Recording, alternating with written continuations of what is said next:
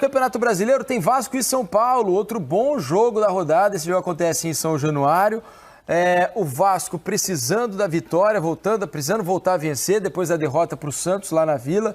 O Vasco, que tinha saído da zona do rebaixamento, voltou, é o 17º colocado e deve ir a campo contra o São Paulo com essa escalação que a gente vai colocar agora para vocês aí na tela, ó. Dom Ramon Dias deve ter em campo, ó, Léo Jardim no gol. A defesa com Puma Rodrigues, Maicon, Léo e Lucas Piton. Maicon entrando no time, né? Zé Gabriel, Paulinho e Praxedes, esse trio aí que deu outra cara para esse time do Vasco. Marlon Gomes ou Payet, Gabriel Peck e Verrete. Esse o provável Vasco para esse jogo contra o São Paulo. Lembrando que o Medel tá fora, né? Por isso que o Maicon está entrando no time. O Rossi está com uma lesão na coxa, ainda está se recuperando dessa lesão na parte posterior da coxa. Não joga contra o Vasco, mas deve estar à disposição para o próximo jogo do Vasco, tá? Contra o Flamengo, né? É o clássico contra o Flamengo? Isso, não? Próximo do Flamengo Não, do Flamengo. O próximo do Vasco é o Flamengo, isso, né? Isso. Depois do São Paulo. Isso. Então ele deve estar à disposição para o próximo jogo. Essa é a boa notícia para o torcedor do Vasco. E o Fortaleza, então Fortaleza, não é contra o Flamengo, não. O Jair, que tinha sido expulso, né? Estava suspenso, mas o Vasco recorreu ao STJD, é coisa que só acontece no Brasil, tá? O Vasco recorreu no Superior Tribunal de Justiça Desportiva, conseguiu um efeito suspensivo. Então, vejam vocês, o Jair está à disposição para esse jogo contra o São Paulo. O que é que o Vasco fez de errado no jogo contra o Santos? Porque eu estava acompanhando esse jogo, o primeiro tempo do Vasco foi bom. O Vasco jogou melhor que o Santos, embora tivesse perdido o primeiro tempo por 2-1. Depois, no segundo tempo, a coisa desandou. O que o Vasco vinha fazendo ou não fez nesse jogo contra o Santos e que precisa acertar contra o São Paulo, né? Eu acho que é assim, ó, você vai jogando, você vai melhorando, você vai pegando confiança, Felipe. Ao mesmo tempo, às vezes pode ser que você se exponha em alguns momentos. E acredito que tenha acontecido isso e o Santos aproveitou muito bem com essa grande partida que fez o Soteldo, o Marcos Leonardo. Foi um grande jogo do Santos. Então você vê que essas equipes que estão na degola ali brigando, elas estão numa ascensão muito parecida, né? E nesse sentido da eficiência, que a gente vê às vezes no futebol, você acaba realmente já perdendo a condição de controle do jogo, que é o que o Vasco praticamente teve nesses jogos todos, né? E acabou realmente tendo depois que se expor um pouco mais e foi tomando seus gols até chegar na situação lá do Soteldo, que daí você também já perde a cabeça, já não está muito gostoso com o jogo. Mas igual você falou, ele não fez um mau jogo, porém vai gerar realmente um alerta porque a equipe ela tem sido, eu acho que muito bem equilibrada nesse ponto, porque o Ramon Dias quer, e é nisso que eles precisam hoje se recuperar. E esse jogo contra o São Paulo vai ser uma briga de meio campos, né, cara? Porque o meio do campo, a hora que ele encontrou esses três que realmente deu esse equilíbrio, lógico, o Verrete não tem nem o que dizer, o Rossi acrescentou muito, o Peck entrando no segundo tempo, mas o meio campo do São Paulo é o equilíbrio do São Paulo. E esse do Vasco também, para a gente poder ver agora até emocionalmente como que vai ser esse jogo, como que eles vão reagir desse jogo depois do jogo do Santos. E a dúvida no meio-campo entre o Marlon Gomes e o Payet, né? O Marlon Gomes é um jogador jovem, ainda em evolução, e o Payet já em outro estágio da carreira, aparentemente ainda um pouco fora da forma física, né, ideal. Você acha que o Marlon Gomes que as escalações, as prévias, apontam mais para uma provável escalação do Marlon Gomes? É o que você faria também, Gonza? Eu faria principalmente olhando para o São Paulo, porque o São Paulo não vai ter... Normalmente o Payet joga, né, pelo lado esquerdo para o meio ali, armando o jogo. Ele é um jogador que com a bola no pé todo mundo sabe do que ele é capaz, mas ele não tem a mesma capacidade de recomposição, realmente não tem. Ainda falta muito fisicamente para ele.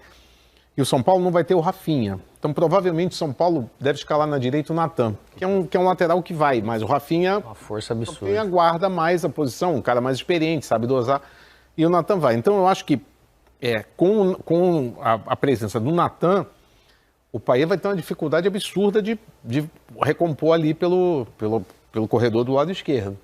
Então, eu acho que o Marlon tem mais juventude, tem mais força física para marcar e poder, quando o Vasco recuperar a bola, Tem uma opção. E aí o Payet ficaria com uma opção ali para o segundo tempo, eventualmente, se o jogo estiver difícil, uma bola parada, né? Um cara mais experiente, mas eu começaria com o Marlon muito em função da escalação do São Paulo. Sabe o que eu fico pensando, cara? O Marlon, na minha opinião, ele cresce muito quando ele joga por dentro, né? Na função de um camisa 8.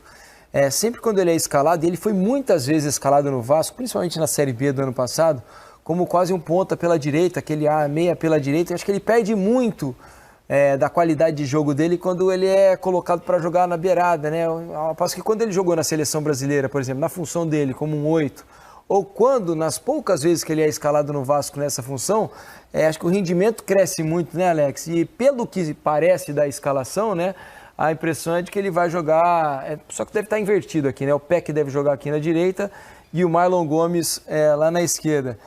De que ele vai jogar de novo nessa... O que é interessante do Marlon? Ele, se for ver, ele também não teve muita sequência para ser titular e ir se firmando cada vez mais. É um belo jogador, ele é dinâmico, né, Felipe? A questão dele jogar às vezes aberto, você pega um São Paulo, que tem esses dois laterais hoje, mas eu acho que mais do lado esquerdo, que eles são mais construtores, né? Os dois. Só que o Natan, ele tem essa força realmente, só que ele é um pouco mais... ele não é tão construtor, né? Ele é muito mais marcador. Então aí pode ser, lógico que se o Payet for jogar tem que ser lá, mas aqui tem que ter alguém para ajudar o Pumita aqui, na verdade. Porém, eu acho que o Marlon Gomes, aquele negócio, chega uma hora que o atleta ele tem que entrar em campo. No meio desse jeito ele não vai jogar. E pode ser que nessa dinâmica, realmente, pro lado que ele jogar, eu acredito que ele também tenha características para ajudar sim, Felipe. Aí é só o jogo, porque hoje ele jogando também, de repente, no Vasco mais equilibrado, imagina ele do lado do Paulinho, um vai, o outro fica, precisa sincronizar isso, né, para saber como é que faz. Fica um lado fortíssimo. Vamos dar uma olhada na provável escalação do São Paulo para o jogo lá de São Januário. Dorival Júnior deve escalar esse time aí que a gente vai mostrar para vocês agora, olha só. Tá aí, ó, Rafael no gol, o Natan na lateral direita, o Rafinha deve ser poupado, Diego Costa, Alan Franco e Caio Paulista. Arboleda continua fora, né, recuperando de lesão. Alisson e Pablo Maia. Wellington Rato ou Rames Rodrigues, Lucas Moura e Nestor. No ataque, Juan ou Luciano. Caleri também está fora. É um time empolgado, né, Gonza, para esse jogo contra o Vasco? É um time, eu não diria a essa altura empolgado, né? Eu diria que é um time tranquilo, é um time sem peso, é um time que, lógico, ainda não atingiu aquela famosa pontuação de 45 pontos para não haver mais qualquer dúvida com relação ao rebaixamento, mas não há qualquer indício de que o São Paulo vai ter algum problema nesse sentido. Acho que o Dorival sabe que ele vai enfrentar um ambiente totalmente favorável ao Vasco. O São Januário deve estar lotado, a torcida do Vasco vai, normalmente com confiança, quando acredita no time, vai fazer uma festa. O Vasco também precisa responder depois dessa goleada que ele tomou do Santos, e que é normal, porque é um time que, caramba, venceu 3 seguidas, mas isso aí não vai acontecer toda hora. Então, acho que o São Paulo, essa falta de, digamos, de pressão por resultado, pode ser benéfica, porque ele vai tomar uma pressão, mas ele tem jogadores, né? Aí para mim tem uma diferença muito grande se ele escalar o Luciano, se ele escalar o Juan. O Luciano é um jogador que dá muito mais consistência, um jogador mais experiente, um jogador que briga, incomoda, é chato de ser marcado. O Vasco não vai ter o Medel. Se for o Juan, já é uma outra característica. O Juan não é um jogador que saiba fazer o pivô. O Juan é um jogador para o São Paulo jogar atrás e lançar a bola mais comprida para ele trabalhar em velocidade. Mas acho que o São Paulo, agora, esse jogo e os jogos seguintes, o São Paulo vai ali fazer um final de temporada bem tranquilo, sem peso. O mais difícil do São Paulo era esses 2 próximos que ele conseguiu ganhar, que um deles era o clássico, né, Felipe? 6 pontos a sair daquela ressaca do título, né, cara? Então, eu acho que hoje eles jogam ainda muito mais leve. O Dorival conhece, né, São Januário, por ter passado por ali. E eles vêm muito consistente. Aí vem a questão, voltando no Vasco, cara, eu pensando aqui, se você vai pôr o Payet na condição dele, é melhor você começar o jogo com ele dentro de casa do que fora.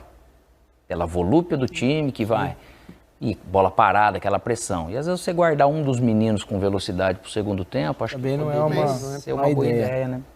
É verdade. Olha só,